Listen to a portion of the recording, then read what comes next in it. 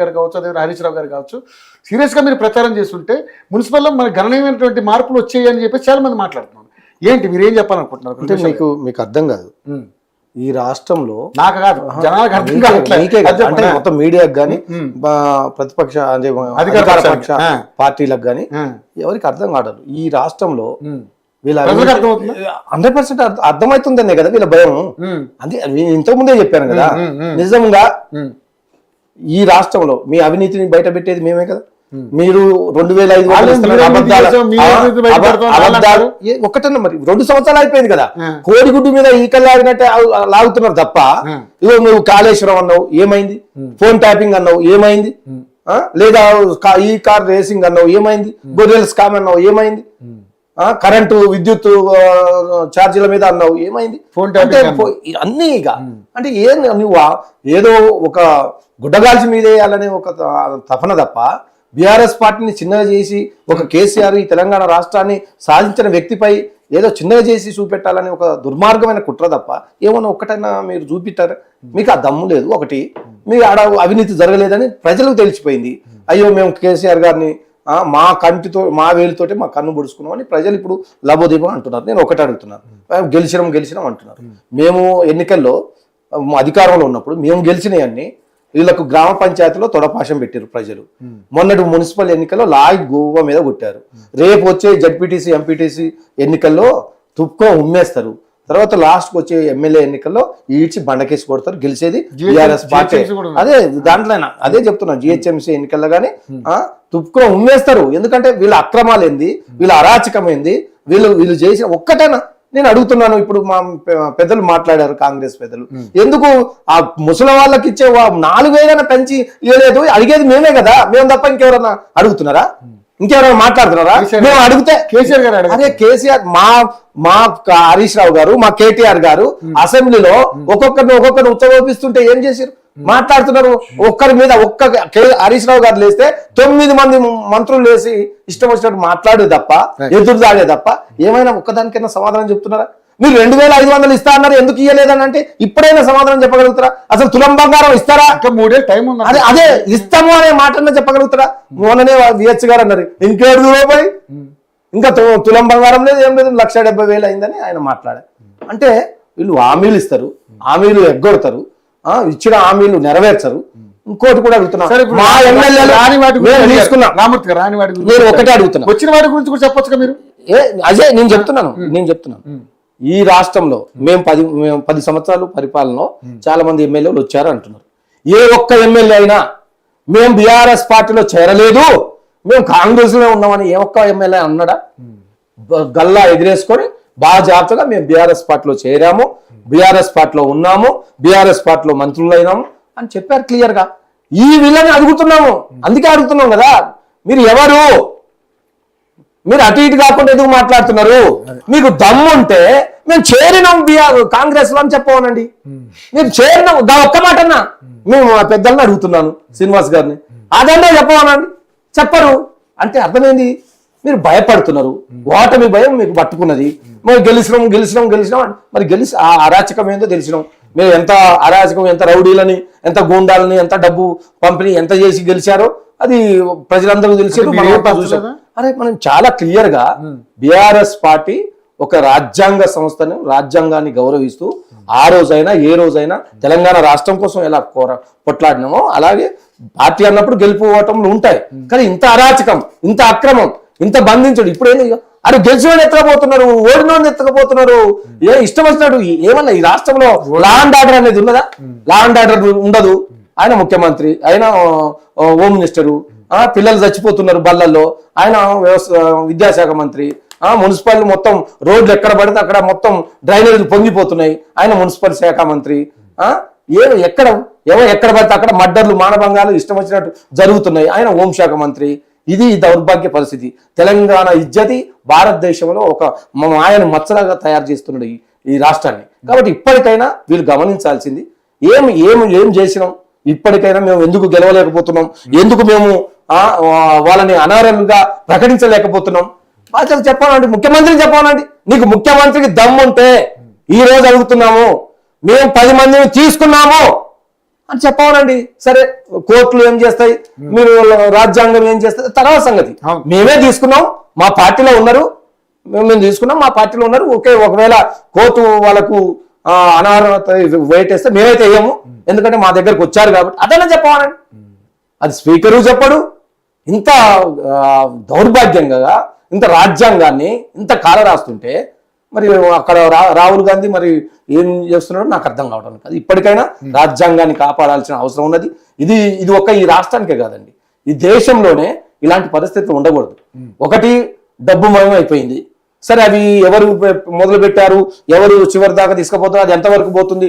మాలాంటి వాళ్ళు ఉద్యమకారులు, మాలాంటి వారు రాజకీయాల మీద ఆసక్తి ఉండి యువత వచ్చి ఇంతో అంతో సేవ చేద్దాం అనేటోళ్లకు అసలు ఎన్నికలు చూస్తేనే వెన్నులో వణుకు పుట్టే పరిస్థితి ఉన్నది.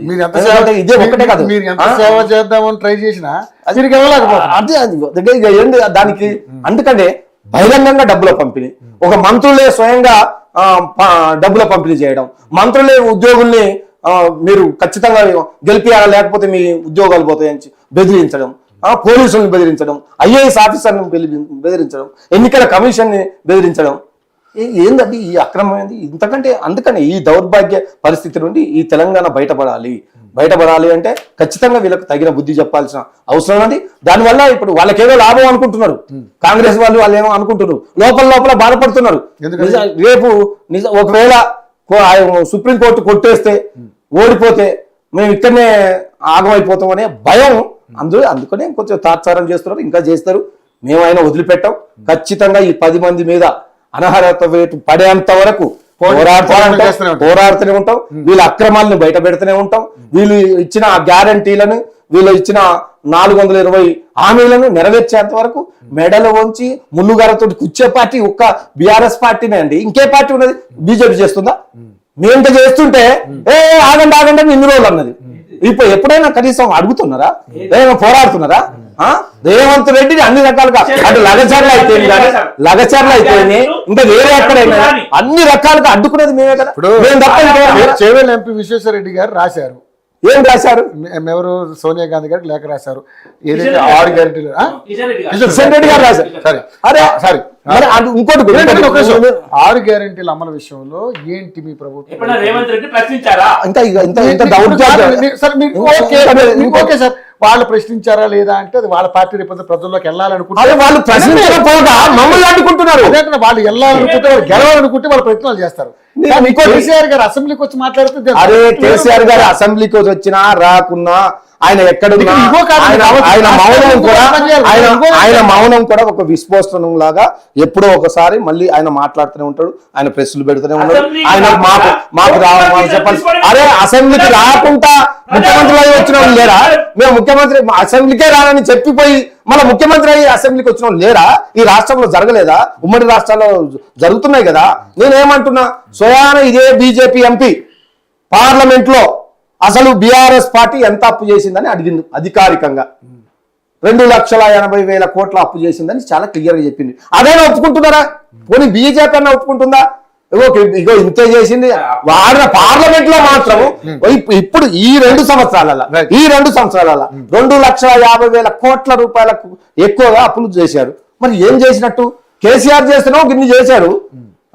ఈ తెలంగాణలో ఇంత మంచిగా కరెంటు కింద హాయిగా ఉంటున్నామంటే కేసీఆర్ గారి పుణ్యమే కదా. వీడు చేసినప్పుడు కూడా అట్లా కాదు, అదే కదా. ఈ 2,50,000 కోట్ల రూపాయలు తెచ్చి నువ్వు ఏమి ఇచ్చినావు? ముసలిళ్ళకి కనీసం పెన్షన్ కూడా పెంచలేకపోయినావు. ఇస్తానమ్మా 2,500 ఇవన్నీ మీరు ప్రభుత్వాన్ని ప్రశ్నిస్తున్నారు అనుకుందాం. మరి ఏది మరి రిజల్ట్ కూడా అంత రావట్లేదు కదా.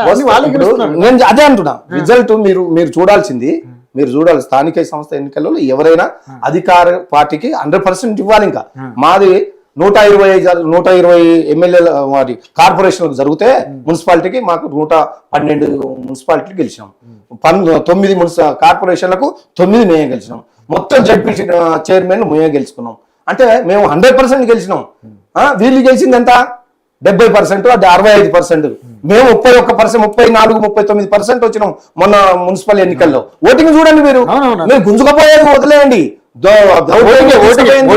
కారు గుర్తు మీద ఓటు వేసిన జనాలు మేము ప్రతిపక్షంలో ఉండి కూడా ఇంకా 3 సంవత్సరాలు అధికారంలో కాంగ్రెస్ వాళ్ళు ఉండాలి కూడా వాళ్ళని కాదని 39% ప్రజలు మాకు ఓటేస్తున్నారంటే అర్థమైంది వాళ్ళ అక్రమాలు, వాళ్ళ దోపిడీ, వాళ్ళు చెప్పిన హామీలు ఏమి నెరవేర్చడం లేదు.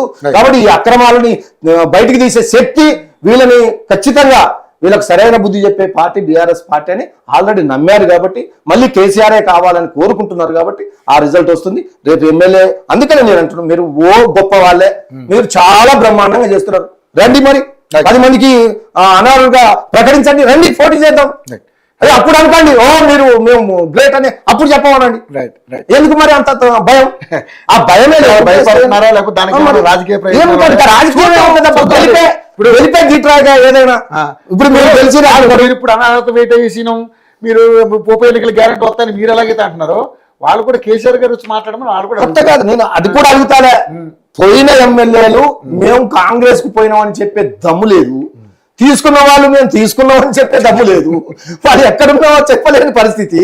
వాళ్ళ ఇంట్లో వాళ్ళ భార్య భర్తలు లేదా వాళ్ళ భార్యలు, వాళ్ళ ఇంట్లో పిల్లలు, వాళ్ళ నియోజకవర్గ ప్రజలు ఏం చూస్తున్నారో వాళ్ళని నిజంగా ఒక గడ్డి పోసల్లాగా, ఒక చిల్లర నాయకుల్లాగా చూస్తున్నారు వాళ్ళని. నేను చాలా నియోజకవర్గాలు తిరుగుతున్నాను, చాలా మా ఎమ్మెల్యే ఏం లేనోడు, వాడికి ఏమున్నది చెప్పాలా, దమ్ముంటే నేను కాంగ్రెస్ పోయినా అని చెప్పాలి. సోషల్ మీడియాలో ఎమ్మెల్యేలు ఏంటి ముఖ్యమంత్రులు కాబట్టి ఇప్పటికైనా వాళ్ళు బుద్ధి తెచ్చుకుంటే ఈ 2 సంవత్సరాలనే కనీసం ఏదైనా అదైతే, లేకపోతే ఖచ్చితంగా మళ్ళీ వీళ్ళు ఎన్ని కథలు పడ్డా బీఆర్ఎస్ పార్టీ మళ్ళీ వస్తుంది. వీళ్ళ సంగతి కూడా వీళ్ళ కాకి బుక్ సంగతి, కాకి బుక్ అంటే ఎంత గట్టిగా ఉంటుందో నిరూపిస్తాం. ఇప్పుడున్న ఎవరైతే కాకులు ఉన్నారో, ఎవరైతే పోలీసులు ఉన్నారో, ఎవరైతే అక్రమ కేసులు పెడుతున్నారో వాళ్ళ బతుకు కాకులు చింపిన ఇస్తారైతే చూడండి. బీఆర్ఎస్ పార్టీ వస్తుంది, మా మీద అక్రమంగా కేసులు పెట్టి పోలీసులనే నేను చెప్తున్నా, అందరినీ కాదు, ఎవరైతే మమ్మల్ని మా నాయకుల్ని ఇప్పుడు మా బాలకృష్ణ గారికి 200 కిలోమీటర్ల దూరంలో తీసుకుపోయి జైల్లో వేశారు. ఇప్పుడు మా నాయకుడు హరీష్ రావు గారు పోయి పలకరించి వచ్చారు. ఎందుకంత అక్రమం, ఎంత అంత దుర్మార్గం? కాబట్టి వీళ్ళ సంగతి ఖచ్చితంగా అరే బండబూతులు తిట్టారు. ఇప్పుడు మిత్రుడు చెప్పిండు మా రామరెడ్డి గారు, బండబూతులు తిట్టిన జగ్గారెడ్డిని మాత్రం ముట్టుకోరట. అది అందరు చూశారు. కాబట్టి ఈ విధానాన్ని ఇప్పటికైనా మార్చుకోవాలని ఈ సందర్భంగా మీ ద్వారా తెలియజేస్తాను. ఫైనల్ గా నిజంగానే ఈ అడిగిన క్వశ్చన్లకి సరే సమాధానాలు మీకు ఉన్నాయా లేవా, అది పెద్ద లాంగ్ లెంత్ అవుతుంది.